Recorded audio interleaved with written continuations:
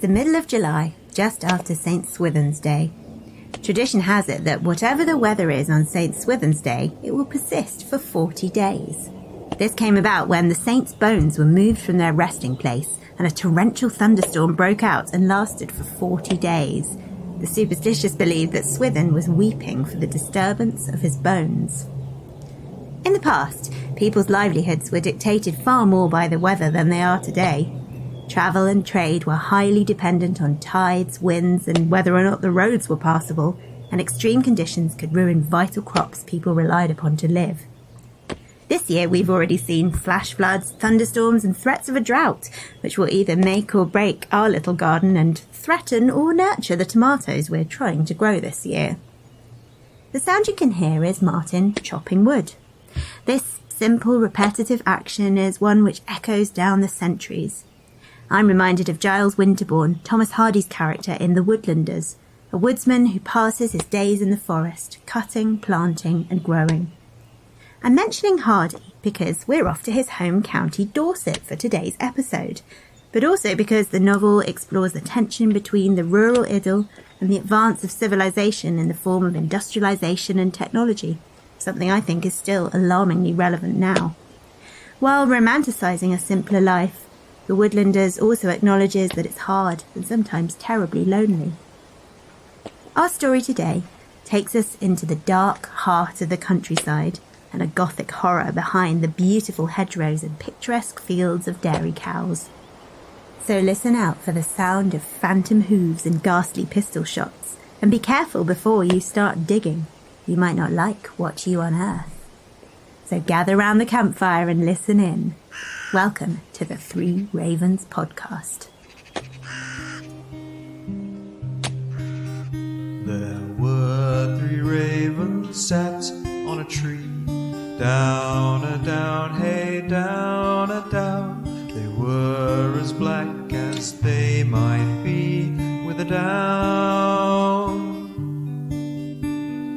One of them said to his mate, "Where shall we our breakfast take? With a down, dairy, dairy, dairy, down, down." Hello and welcome to episode 15 of the Three Ravens podcast. I'm Eleanor Conlon and I'm churning butter and gazing out of the dairy window over the heath to spy that tall, handsome man riding to join me. It's my co-host, Martin Vaux. Hello, I was riding over and a goat looked at me funny. I'm so sorry. For those of you who can't get enough of Three Ravens, we also had the first episode of our mini-series out in the last few days. Yes, we talked about the intriguing, magical tradition of witch bottles. We have a whole host of exciting things coming up in the 4 different mini-series over the next little while, including our first Three Ravens bestiary this week. Yes, the bonus episodes are coming out every Thursday, so look out for them in your podcast feed. This week we're also releasing the first episode of our Three Ravens Film Club, which is a Patreon exclusive. So if you're interested in that, please do come on over to patreon.com/Three Ravens podcast and find out what that's all about. We're watching The Blood on Satan's Claw this month and encourage everyone in the Three Ravens community to give it a watch and let us know what you think. We also have 2 new supporters on Patreon this week, so thank you to Kelly and Simon. All hail Kelly, King of Patreon. All hail Simon, King of Patreon. As ever, if you would like exclusive content, including Patreon-exclusive episodes of the Three Ravens Film Club, all our mainline episodes ad-free, our stories as text versions, the Three Ravens newsletter containing all of England's major folk customs for the month, tarot spreads, magic spells, all sorts of folky goodness, please consider signing up for $3 a month or $6 a month at patreon.com/Three Ravens podcast. And of course, we're now running an all-new card design contest. Yeah. So we're inviting original artwork that would look nice on the front of a greetings card from anyone in the Three Ravens community on the theme of the folklore of winter. Please send us your entries to threeravenspodcast@gmail.com as a JPEG, and we will judge all the entries at the end of the series to come up with 3 winners and then have their artwork printed as greeting cards for people to send to family and friends this Christmas. Those cards will be on sale on the shop at threeravenspodcast.com, with all profits split 50-50 with the winners, just like the cards from the first contest, which will be going live on the shop in the next week or so, along with new merch. Ooh, new Three Ravens merch. It's very exciting. Yes, it is. Now, as we said previously, we're going to keep our main correspondence section at the end of the podcast from now on. Yeah. But do stick around as we have loads of interesting messages. But for now, we can jump straight in and start celebrating. And what are we celebrating? Well, we're releasing the episode on the 17th of July, which is, of course, St. Kenelm's Day. Well, that well-known character of ecclesiastical history. That's true, but I'm actually quite surprised that the legend of St. Kenelm isn't better known, because it's a fantastic story and it sounds as though it belongs in a Brothers Grimm collection. Well, tell me more. Well, the story goes that Kenelm was the youngest child of Kenwulf of Mercia. He had two elder sisters, Gwenthreda and Bergenhilda, but because Kenelm was a boy, he was destined to succeed as king.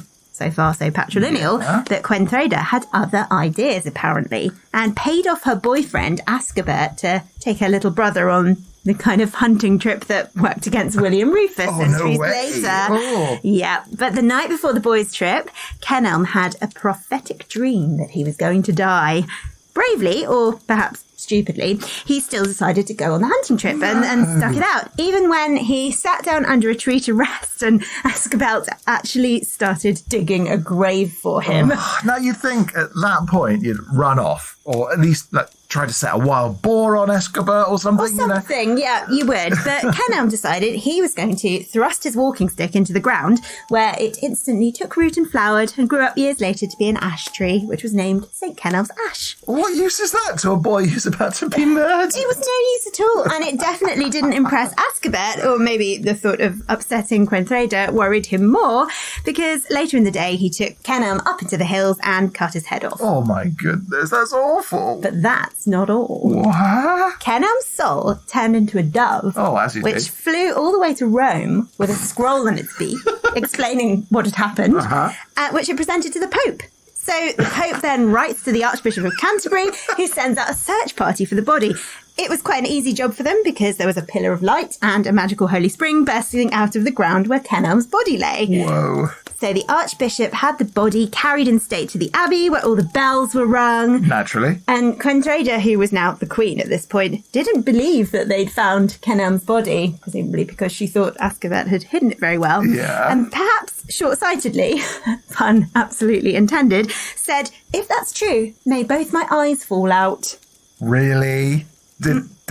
No. Yeah, she really should have offered to eat her hat instead, because both her eyes fell out of her head and she died. Oh, amazing! Her body and her boyfriend's were thrown into a ditch, but St. Kenelm has been revered as a saint and a martyr since the 9th century. Amazing story. That's quite theatrical, that one. Good, isn't it? Yeah. And so, how do we celebrate St. Kenelm's Day? Well, our poor local vicar had better watch out, because the best way to celebrate, according to tradition, is by crabbing the parson. Crabbing the parson? Which means we need to hold a village fair and, as part of the entertainment, throw lots of crab apples at the vicar. Well, I'm not entirely sure what that has to do with the story of St. Kenelm. No. But it seems like a great way to take out any petty grievances against the priest you might have accumulated during the year. Currently, I think I'm on excellent terms with Rector Paul. But, well, let's try and keep it that way. Let's not throw any apples at him. Other people also thought the Kenelm story was great because he pops up in Chaucer's Canterbury Tales, and there's a couple of poems about him too, one of which is in set to music, The Ballad of St. Kenelm. Ooh. And we'll put a link on our blog to that so you can have a listen. It's really great. Oh. With that, is it time to start clattering some bells? It is indeed time for the county criers to jingle those bells and ring us into Dorset. Oh, yay! Oh, yay!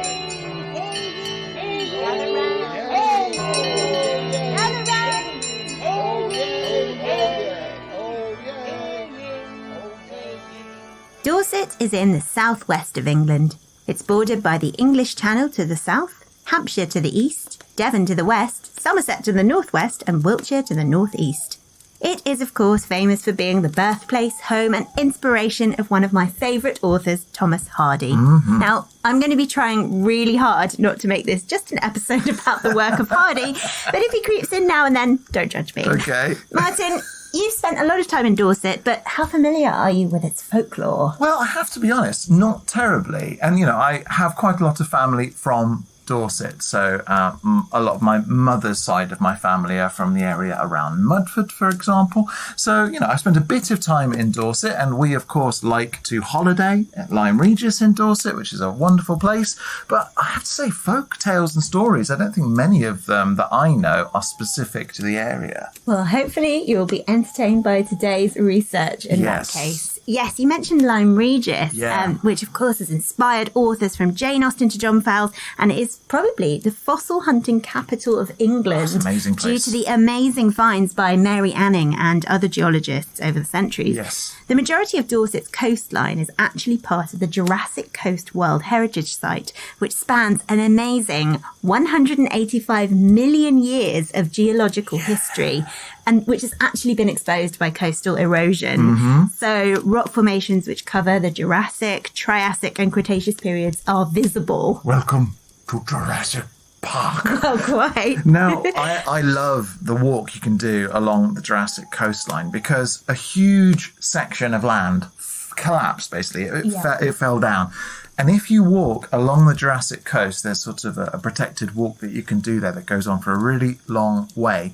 You can find shepherds' cottages and sheep dips made of stone and all sorts of bits and remnants of the time when this huge collapse took place. So it's almost like its own sort of time chamber, or like a bit of history that survived because this chunk of land collapsed and slid down the cliffs, exposing all of this new rock. But you can still wander and pick through all these abandoned homes that were there when the cliff fell down. Yes, and the backdrop behind them is, of course, these layers of rock from all of these different periods. That's the one way. Amazing. And then the other way, it's the ocean. So it's a really magical, special place. Yes, well worth a visit. And it is quite easy to imagine that dinosaurs might once have roamed the chalk downs and limestone ridges of the county, and, of course, may again one day. Well, life finds a way. So, a few centuries after our ferocious friends, the dinosaurs, the Romans established the settlement which is now known as Dorchester in the 1st century. Oh, is that old? Yeah, it is. They named it Dernevaria, which sounds really romantic and beautiful, Dernevaria, until you discover that it means place with fist-sized pebbles. That's outstanding. Yeah. Wonderful. The Romans. Thanks for that. The Saxons then adapted that to Dornwaracaster, which means old Roman town with fist-sized pebbles. Why the fist-sized pebbles? Why is that so remarkable? Presumably that was a feature. Okay.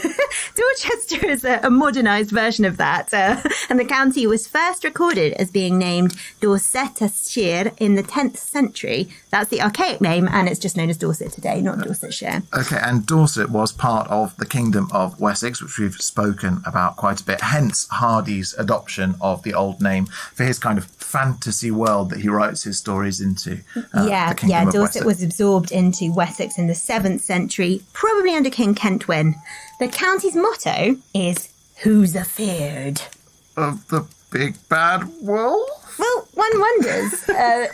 Not clarified. Okay. The motto is actually relatively modern and was suggested by Thomas Hardy to the Society of Dorset Men, who officially adopted it and converted it into dialect, which I think is quite intriguing. That is really I want to know who's afeard of what. I know. Well, hopefully the people of Dorset are afeard of no one. And presumably everyone else ought to be afeard of the people of Dorset. Yeah, quite yes, right. If anyone knows anything more about that, we would love to hear. I already feel like I've had revelations. Tell me more about Dorset's history. What other major events actually happened in Dorset? Because it's quite a sleepy place now, really. Yeah, it's perhaps hard for us to imagine today, as I think we see Dorset more as a tourist place, much busier in the summer months, especially in the coastal towns. But it was a much more important political player historically. Quite a few military events actually took place in the Middle Ages, especially in the Anarchy, and the port towns were very busy and prosperous.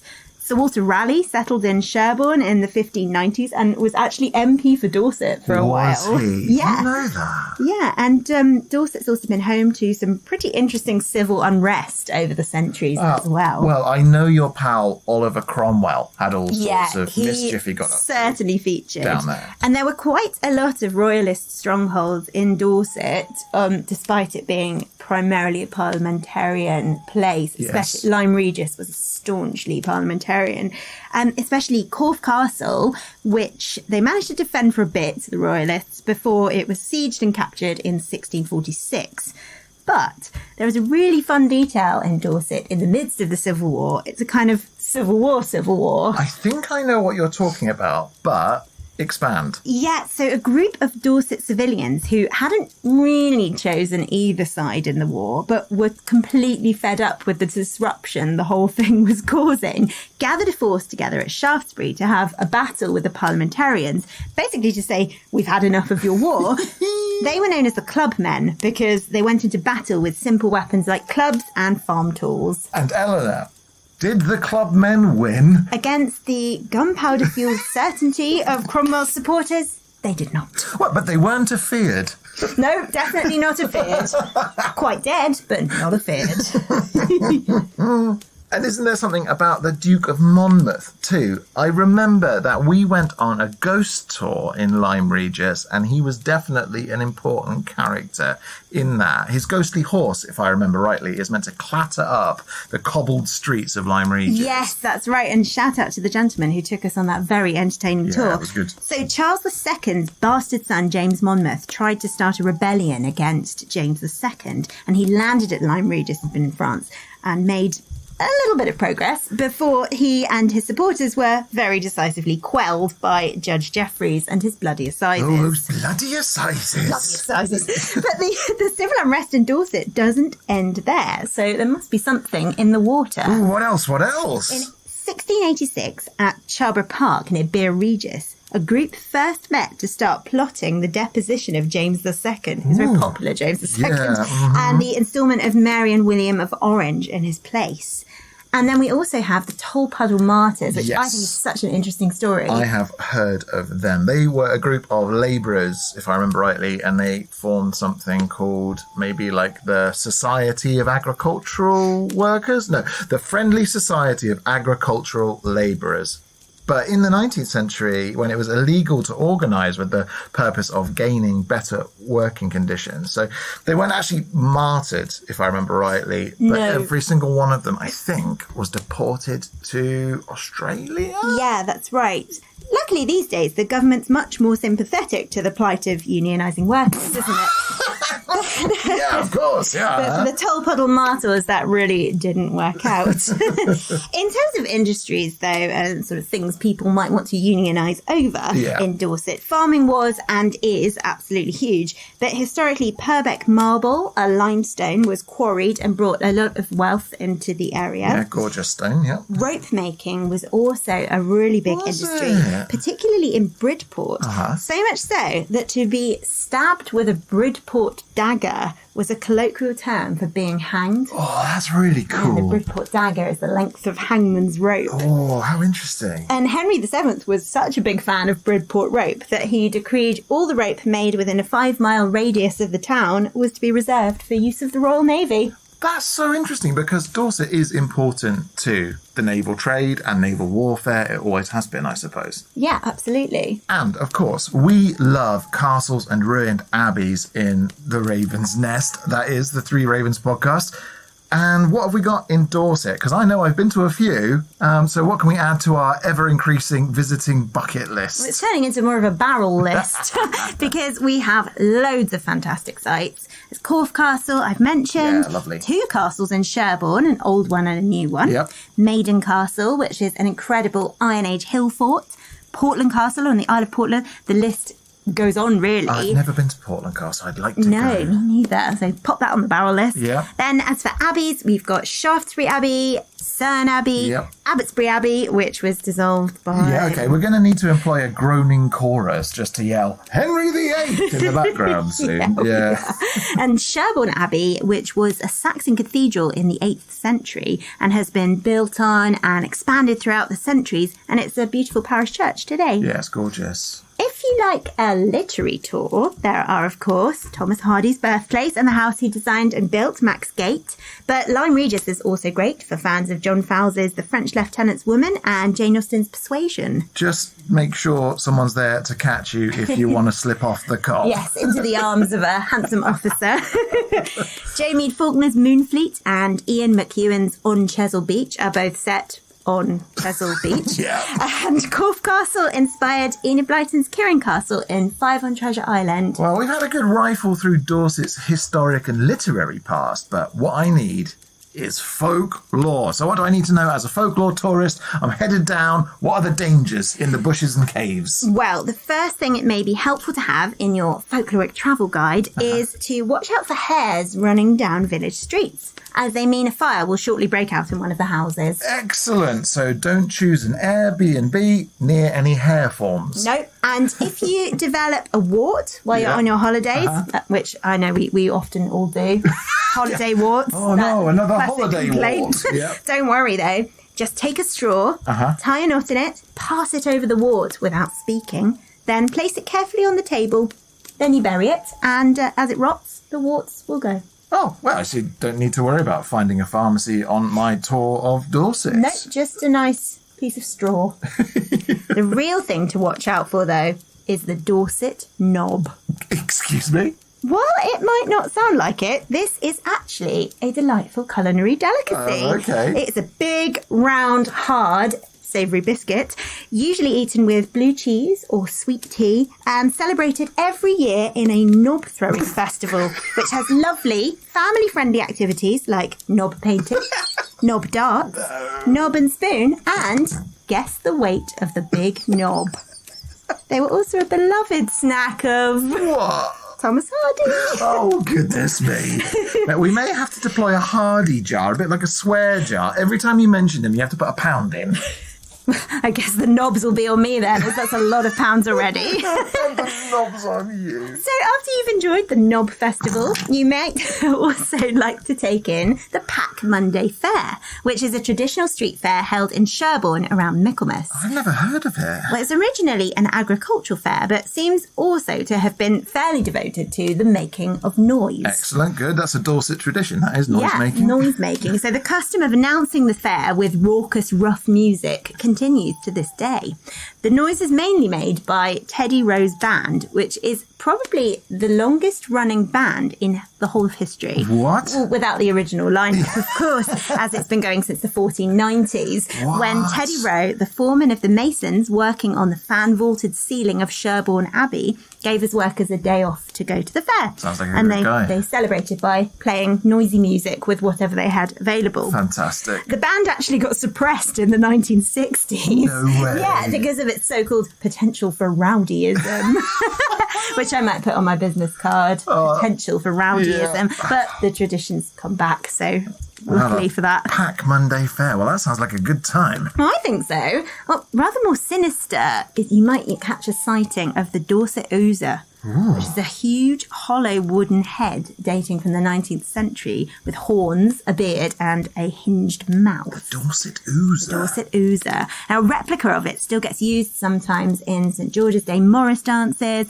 but it was more likely used in rough music or skimmity riding, Yes. which was used by people to express their displeasure with someone else in the community. Like in The Mayor of Casterbridge. You're doing it now. Put £1 in the knob jar. But yes, exactly like in the Mayor of Casterbridge.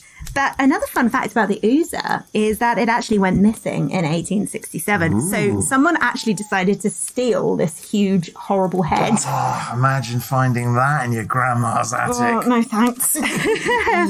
So you've got your travel advice. Yep. You've got some great events to attend. So grab your myth-tinted binoculars and get ready for the sights and sounds of Dorset's folklore. Is this going to be like a really odd episode of Spring Watch? Yes. Okay, all right, cool, I'm ready. So, as we carefully approach the road bordering the sea from Weymouth to Portland, we can see, bobbing in the waves, the very rare plumage of the Portland mer chicken. No, a mer chicken. Yes. Chronicled by Rafe of Holland said the mer chicken was supposed to have a huge crest, a large red beard, and legs half a yard long. Half a yard long? Yep, it rises up from the depths of the sea, presumably quite far, on its very long legs, stands on the water, crows 4 times, then bobs its head to every point of the compass before vanishing back into the sea. This is mad. This is insane.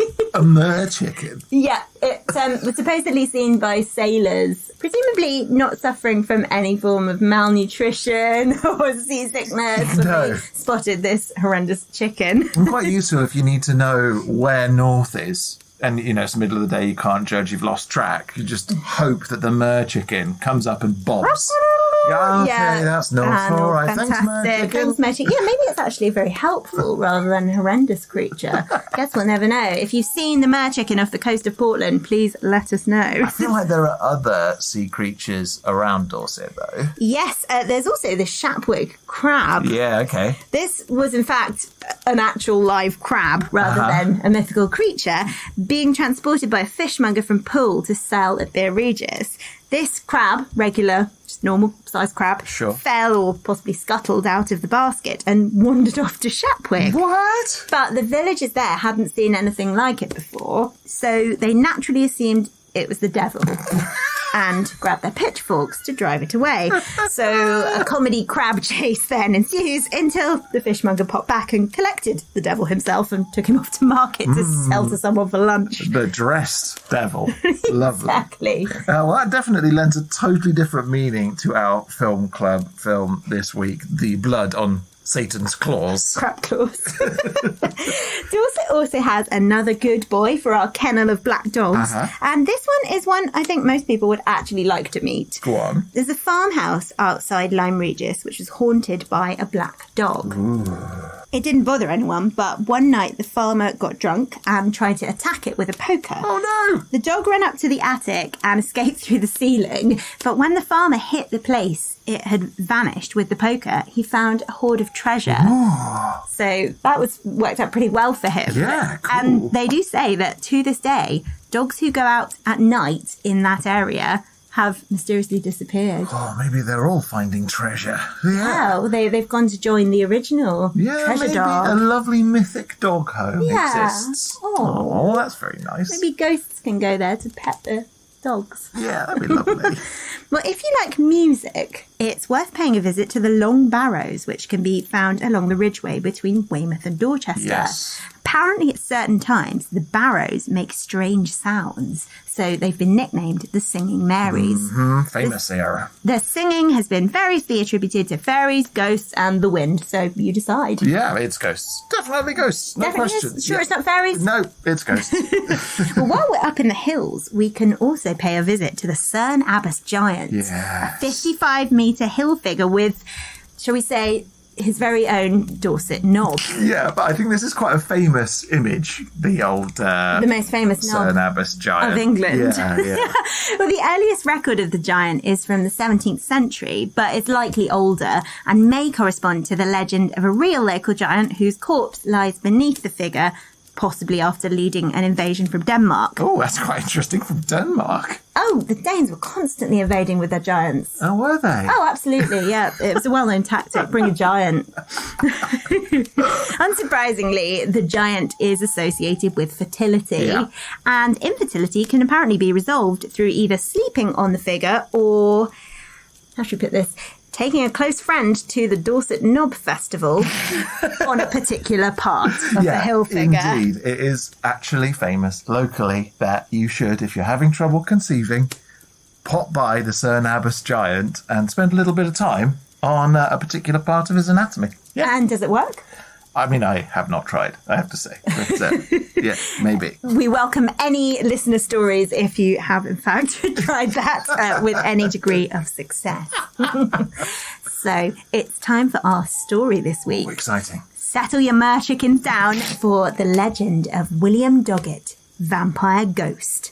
And I'll start spinning my yarn right after this.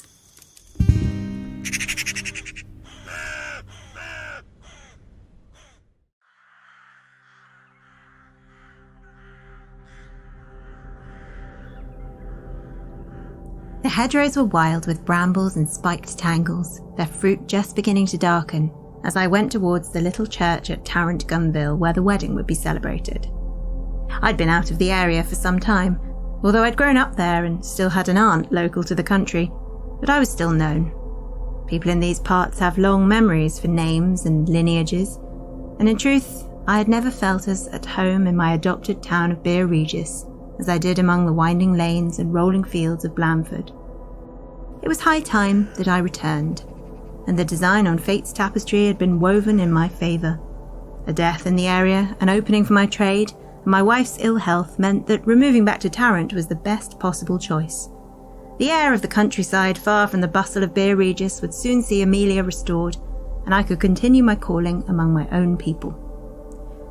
As I'm a doctor by trade, it was half to be expected that no sooner had I been recognised by somebody as the son of John Symes, I was pressed into service to deal with Carrie Pitfield's toothache.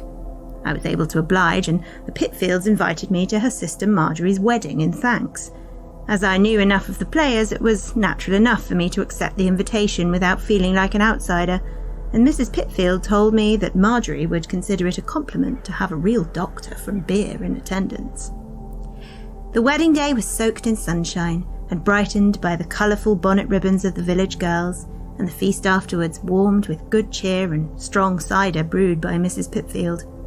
Marjorie and her groom Jim were flush-faced and pleased with one another, and were the centre of the dancing when the pipes and fiddles struck up. They were ushered off to bed eventually with the customary banging of pots and strewing of fresh flowers, and the few of us who were left sat around the fire enjoying another pot of cider. The light was fading outside, and so we got to lighting pipes and telling stories, as men do on such occasions. "Who has Eastbury House these days?" I asked, because I'd been out of the area so long and was behind with local politics. There was immediately a shifting around on stools, a clearing of throats, and a twinkling of eyes, as though I'd said something worthy of note rather than making an innocent inquiry. "Eastbury House, what's left of it?" said Grandfer White with a wheezing, tobacco-choked chuckle. "What do you mean?" I asked, somewhat perturbed, as I'd always known it to be a grand house and the flower of the country. "Was it not Earl Temple's?" "It were always a hard struggle to keep it up," said Grandfer. "Like a hungry beast it were, always wanting more time, more money, more fine trappings." "I heard it were a farm once, before it were a big house," said Willie Stickland. "Aye, that it were, and with a fine herd of shorthorns. The King's own admiral had it built out to suit his ends, though what need he had for such a sprawler of a house he had, I can't say." I nodded, remembering walking over the fields to Eastbury House as a boy. Its 5 courts and wings had been an impressive sight to my young eyes. "Precious little there is there now," said Stickland. "What's happened?" I asked, wondering how such a great house could have been brought low. "Well, after George Bubb the fat devil had it, it fell into the hands of Earl Temple, and then to his son. Temple the father did his level best with it," said Grandfer White, "pouring in money like well water without receiving much reward. But Temple the son soon found it too much for him, and had to go off into Italy for his health." "A great many of our peers do the same, I hear," said Gaffer Dibbon, who thought himself something of a wit. "And when he went off," said Grandfer, carrying on as though Dibbon had not spoken, "he left it in the hands of the steward to manage the estate." And this was common enough in that time, and it was well known that the stewards usually lived fine lives, like lords themselves in their master's absence. "William Doggett was his name, that steward," said Grandfer. "Did you ever know the Doggett family, Doctor?" The name was familiar to me, but I knew none of the family personally. "Ah, I'll tell you of Doggett," said a voice from the chimney corner. It belonged to a very old man, so heavily lined and wrinkled as to look like he belonged to the grain of the wood surrounding the chimney-piece, and who I had not previously noticed because of the thick cloud of pipe smoke obscuring him from view. Greedy he was, and sly, and canny too, and they say the maids never wanted to work at Eastbury House while he were around, for his hands wandered where they weren't wanted, and further besides. He'd been skimming off the top of the estate's profits for years before Lord Temple finally went off to Italy. He was deep in with some low-down types too, gambling men who were no strangers to breaking legs and causing accidents to those who owed them. The dice were his downfall, and he lost all his coin on the regular, so he was always short of money, even though his salary from the stewardship would have been a handsome one to a more prudent man. Well, when Lord Temple goes off, Doggett sees his chance. All kinds of things start to walk out of the house, things that never had legs before, plate and candlesticks and tea sets, right down to the sticks of furniture. And money changes hands for him too. Money that goes right into Doggett's pockets. But he loses it fast enough, same way he always does. He's drinking his way through Earl Temple's wine cellar and inviting all sorts to keep company with him in the house. All sorts of folk who wouldn't be welcome in an honest house and never saw the inside of a church neither, I wouldn't be surprised. And all the while, he's writing letters to Lord Melcombe telling him everything's falling apart and he needs more money to keep up the house and the estate and the farm. Of course, there were no farm left to speak of by then, because Doggett had sold off the cattle and let the men go. My cousin Jack used to work on that farm till Doggett sent him off, said Charlie Rose, and there was a deferential shift around him as though his familial connection made him more important to the story. But then one day, Doggett gets a letter back, said the lined old man, or so the tale goes, from his lord telling him to have 2 wings of the house demolished to sell off the materials. Well, as you all know, there was more than enough house to get away with smashing down half of it and still leave something which would pass for a palace in these parts. The way the Earl saw it, the money that brought in would leave enough to make the repairs and keep the estate going. The stone were fine Purbeck marble, you see, so it worth a pretty something. Of course, Doggett was delighted, but he chose to understand his orders a bit different. He had the whole main house knocked down and the parts sold off, all to satisfy his greed.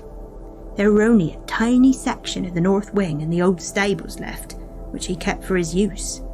Soon enough, he were going through the same dance as before, drinking and gambling away the money.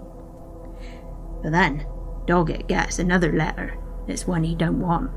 Lord Temple's coming home, he's tired of Italy and he's ready to settle down, run the estate and the farm. Of course, there is no farm, and no house, and not much of anything else either. So William Doggett is a desperate man, a rat, cornered by the dogs. He thinks to buy back the stone and the wood and rebuild the house, but there's no money to buy, and besides, the stones is all built into other houses by this time. Parts of it are in the rectory, I believe, said the parson who'd married the couple and who presumably lived in the rectory. Aye, that's the truth. There's more in Ashmore Manor too. What did Doggett do? I asked, eager to learn the conclusion of the story. The only thing he could, said the old man grimly. He took Lord Temple's pistol and shot himself, right under the jaw. They say the bullet went right through his head and out the top of it. There was an uncomfortable fidgeting, not least because the parson was among our company. Well, Temple gets back to England, finds no house, just a ruin of his stables and his estate piled high in debt. He did rebuild, but it's a much more modest house now, and the farm's never come back. Thing is, though, said the old man, leaning forward and blowing a puff of pipe smoke out into the room, Doggett didn't lie quiet. They say doors in that house are opened by unseen hands, and in the room he shot himself, the floor and ceiling are always stained with blood, no matter how much it's been cleaned and repainted in fine new colours. They've seen his ghost too, said Gaffer Dibbon with great relish. His face, just a mass of blood. I looked at the parson, expecting him to disapprove of such superstition, but he was nodding along as eagerly as any of them. How do you come to know so much about it? I asked the old man who told the story. Because Doggett were my brother, he said, a complicated knot of emotion suddenly twisting his face. And I hope he don't sleep quiet, for he don't deserve to. And he spat upon the floor, a gob of tobacco-stained spittle landing on the rushes. A general pleasurable shudder passed through the company, and I had the feeling they would settle down to a long night of stories about spooks and spectres. I've never cared for such things, so I excused myself and began my walk back to the lodgings I'd taken some 3 miles off. The harvest moon was yellow bright in the sky, lighting a clear path for me to find my footing across the heath. I thought of the moon casting its light on the young, newly married couple, but I confess that I thought more of the story of Doggett and his sad and ugly end. As I approached the crossroads which would lead me to my lodgings or back to Beer and Amelia, I saw a collection of bobbing lights and heard a conference of voices. "Good evening," I called, and the owners of the voices started and turned to me, appearing somewhat embarrassed. It was a group of local men, some of whom had been at the festivities earlier in the day and were still wearing their best clothes.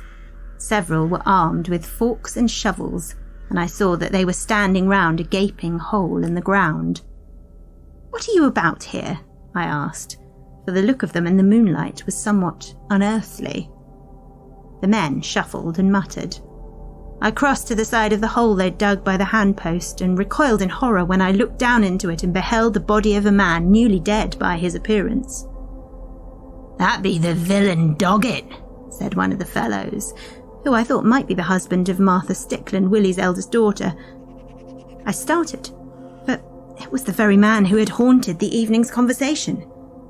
But then I made myself walk to the edge of the makeshift grave and look down into it again. After all, I am no stranger to death. "That cannot be," I said, and felt that in my heart to be true, for the body of the man I was looking down at was as fresh as though he had died that morning, and as pink and healthy in colour as though he had simply gone to sleep. There was a bandage wound around his head and underneath his chin, but apart from that he looked as alive as I. But it was impossible, for the William Doggett of the story had died many years before. No sign of rot or decay had eaten away at this man's flesh, and no foul smell arose from the grave. "It's unnatural," said one of the men. "And he walks. Everyone knows it. We're here to make sure he don't." I saw then that Martha Stickland's husband was holding in his hand a sharpened wooden stake, and recalled the outdated ideas of my native country that those who took their own lives were thought to remain on earth for all eternity, emerging from their graves to prey upon the living. The stake was supposed to hold them in position and prevent them from wreaking their mischief. I had no desire to be part of such a practice, so I bid them a curt good night. But I looked down into the grave of William Doggett again before I left them. Besides his freshness of appearance, I saw that the legs of the corpse had been tied together with a bright yellow ribbon, which appeared ghoulishly similar to the one Martha Stickland had worn in her hat to the wedding. "To slow 'un down," said one of the younger men with satisfaction. I left them in haste, and had walked a mile before I realised I was going in the wrong direction, back towards Tarrant Gunville and not to my lodgings. My thoughts were so disordered with visions of phantoms and corpses rising from the dead in a manner I knew I should not countenance as a man of reason. Before I knew it, I was almost at the edge of the Eastbury estate. Some unhallowed curiosity in me made me walk on, closer to the house until I saw its shape loom before me in the moonlight. It certainly was much reduced from the grand edifice I recalled from my childhood. Suddenly behind me, I heard coach wheels, thundering along the lane at a breakneck speed. I pressed myself back into the hedge, sure I would be mown down by the horse's hooves. But no coach could I see, and I would swear to this day that none was there, even when the sound was deafeningly close to me, and I could smell the sweat of the horses and feel the rush of wind against my face.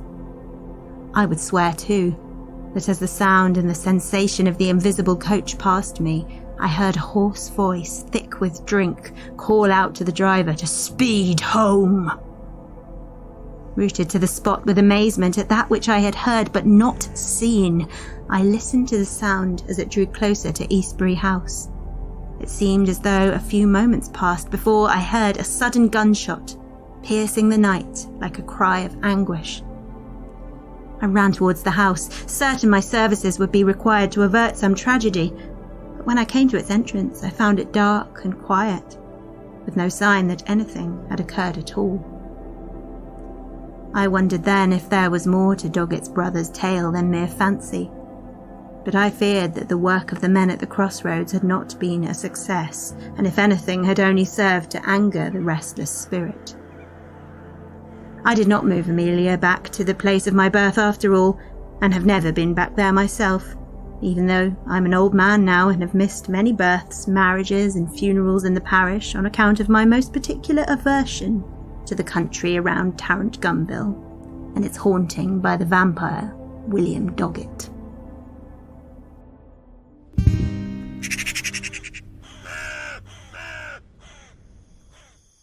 So, Martin, the ghost of William Doggett, the vampire of Tarrant Gunville, what did you think? Well, I think it's really interesting. Obviously, when we think about vampires, we immediately think blood-sucking, Dracula, but this is not a blood-sucking vampire. No, apparently not, although I think superstitions about them emerging from their graves to prey on the living involve the drinking of blood. Yes. What we do know is that the body of William Doggett, who was a real person, was exhumed and it was found to be very fresh, even though it shouldn't have been at all. Well, that ties back to kind of Eastern European roots of vampire myths. The idea that local residents would climb out of the grave and terrorize the living. So it wasn't necessary that blood drinking and blood sucking was part of the vampire myth. That kind of developed later. And when we're talking about these early roots, we're talking about kind of Renaissance, 15th century. That's right. So how old is this myth? It's 18th century, Okay. sort of late 18th century into 19th century. So you picked a kind of Hardaean storytelling frame or tone to tell a story from a kind of Hardaean period. I'm actually surprised that Hardy didn't pick up on this, because it sounds like the kind of thing he would have absolutely loved. I mean, there are definitely some resonances with the story of William Doggett in a lot of Hardy's work, and I, absolutely was inspired by several Hardaean motifs to retell my story, as was to be expected. Well, this idea of country life where you've got a kind of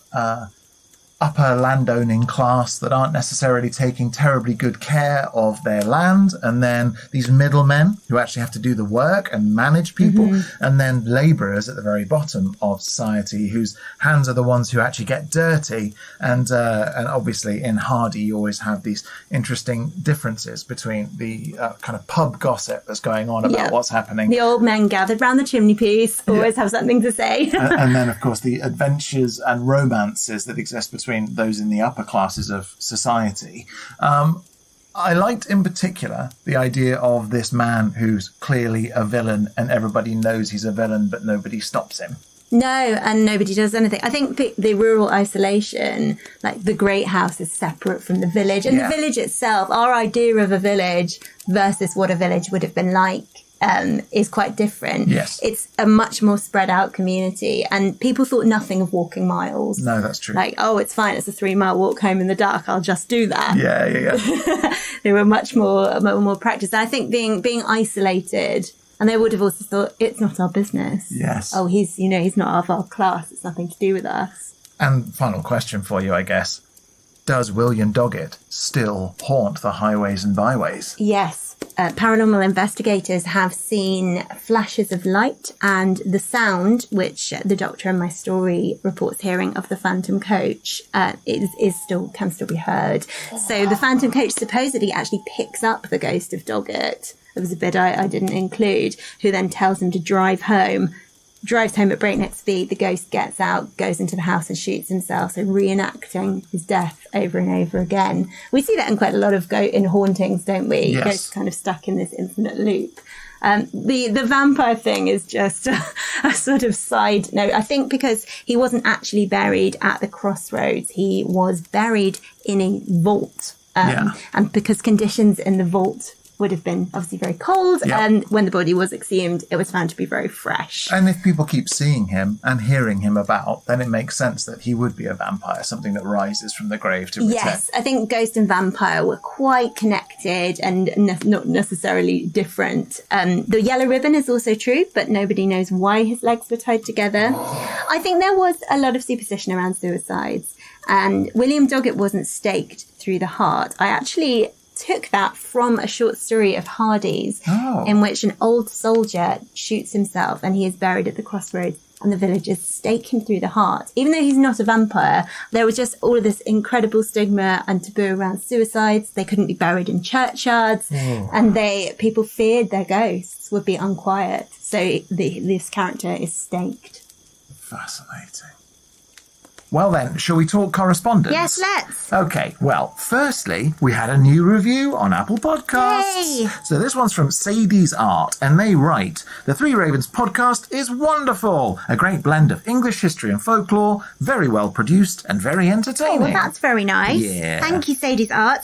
And please, if you can, hop on Apple Podcasts or iTunes and write us a review. Each one really helps other people to find the podcast. And speaking of helping others find us, we have to say a big thank you to all our likers, commenters and super sharers on social media this week, including Sabrina, Reese, Michelle, Sean, Yasmin, Ariane, Lenny is writing ghost stories, Stephen, Claire, Lawrence, Dream Swarm and the Myth and Monsters podcast. We've also had some really nice messages and interactions this week, including building on Sam's folktale that she submitted to our first listener episode. Oh, is that the Badbury Clump? Yes, so a listener who'd like to remain anonymous had further information about that folktale, which, if you remember, was about a lady who entertained rich and powerful men, was taken to court and then given a special residence by those self-same rich and powerful men on Badbury Clump. I remember. Well, two ladies apparently lived there. Uh-huh. A woman called Christine Keeler. Oh, wow. And another called Mandy Rice Davies. No. And one of their visitors was said to be Jack Profumo, he of the Profumo affair. Well, the Three Ravens podcast rubbing shoulders with government cover-ups and actual proper honest-to-goodness conspiracies. Yeah. We've also had a really interesting set of interactions with our friend David Crowther from the History of England podcast, along with several other people on Twitter about gravestones. Ooh, tell me more. Well, David got in touch about a gravestone inscription he'd found from 1942 containing one of Mother Shipton's prophecies. It reads, "When pictures look alike, with movement free, when ships like fishes swim beneath the sea, when men outstripping birds can scan the sky, then half the world deep drenched in blood shall be." Blimey. And we know that Mother Shipton was this famous witch and prophetess, but when was she alive? She was alive from 1488 to 1561. And we've spoken about her before a few times. Predicted 1942. That's it. Starting with our Somerset episode. So if you go back to episode 2, what's so fascinating to me is this lady who was alive in the 15th and 16th centuries made these predictions, including this one. And then, as David and these other Twitter users discovered, around World War II, so like the 1940s, there was a huge revival in using this particular prophecy about what sounds like submarines and aircraft and television and loads of epitaphs. How many's loads? Well, Twitter user Mark Hurley went to the British Newspaper Archive and in a cursory look found over 60 different occasions where this epitaph had been used, and there's likely many more. Wow. How cool's that? Incredibly cool. As was this message left by Denise Newton on the Cornwall episode blog on the Three Ravens website. She says, "I'm loving these podcasts. I began with the Somerset one, having recently returned from a trip around many English counties tracing places featured in my family history. I have ancestors from all over England, but my father's people hailed from Somerset. I visited Dunster and enjoyed hearing your tale about the purported witch with her 3 husbands, and nearly fell off my chair when I heard the name of one of them, John Newton. I traced many villages where the Newtons and associated families lived, around the Quantock Hills mainly, although one woman, Anne Long, who married a Newton man, was from Dunster." Which means there's a very good chance that one of Denise's ancestors may have been the first husband of Joan Carn, the restless witch of Sand Hill from way back in episode 2. How insanely, wonderfully brilliant. Well, as always, do please keep writing to us by email on threeravenspodcast@gmail.com with your thoughts and reflections about the podcast and with any news you might have related to stuff we've covered in previous episodes. As ever, do also send us your favourite folktales or bits of local lore as Please well, do. so we can include them in our next upcoming listener episode. And likewise, please keep on telling your friends about the podcast and join the Three Ravens community on social media via facebook.com/Three Ravens Podcast, Instagram @Three Ravens Podcast, and on Twitter @Three Ravens Pod. And for exclusive and bonus content, please sign up to our Patreon for $3 a month or $6 a month at patreon.com/Three Ravens Podcast. So, Martin, where will we be taking our folkloric holidays next week? We are off to Northamptonshire, the county of spires and squires, for the terrifying tale of the Hexham Heads. Love a spire, less sure about a squire, or from the sounds of it, a Hexham Head. But I will look forward to hearing what they all got up to. And so, while our story's gone that way, we'll go this way. And remember, don't whistle until you're out of the woods. Thanks and credit go to Dorset Folktales by Tim Laycock, the Visit Dorset website, the Inside Dorset blog, and the Greenwood Grange blog. Our theme song is the traditional folk ballad Three Ravens, performed by Eleanor Conlon and Ben Harbour, and our logo was designed by Ollie James Dare. The Three Ravens podcast is a Rust and Stardust production, produced by me, Martin Vaux. Thanks for listening. God sent every gentleman, such hounds, such hawks, and such leman, with a down, derry, derry,